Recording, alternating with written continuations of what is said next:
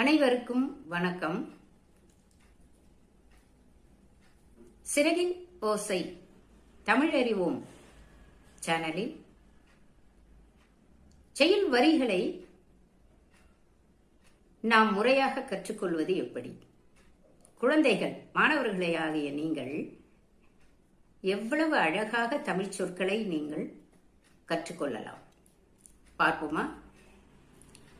பாடல் பகுதியில் ஒரு பாடல் பகுதியை நாம் எப்பவுமே என்ன பண்ணணும், வரிக்கு வரி அழகா உச்சரித்து படிக்க கற்றுக்கொள்ள வேண்டும். வையம் தகலியாக வார்கடலே நெய்யாக, வையம் தகலியா வார்கடலே நெய்யாக, வெய்ய கதிரோன் விளக்காக, செய்ய சுடர் ஆழியான் அடிக்கே சூட்டினேன் சொல் மாலை, இடர் ஆழி நீங்குகவே என்று. ரொம்ப அழகா இந்த பாடலை 12 ஆழ்வார்களுள் ஒருவரான பொய்கை ஆழ்வார் 4000 திவ்ய பிரபந்தத்தில பாடியிருக்கார். இது நமக்கு பாடப்பகுதியில வந்திருக்கு, மாணவர்களுக்கு தெரியும்.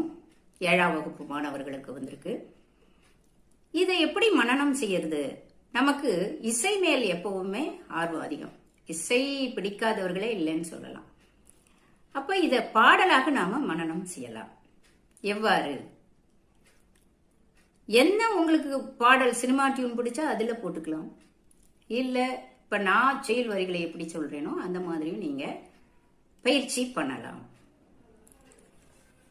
வையம் தகலியா வார்கடலே நெய்யாக, வெய்ய கதிரோன் விளக்காக, செய்ய சுடராழியான் அடிக்கே சூட்டினேன் சொல் மாலை, இடராழி நீங்குகவே என்று.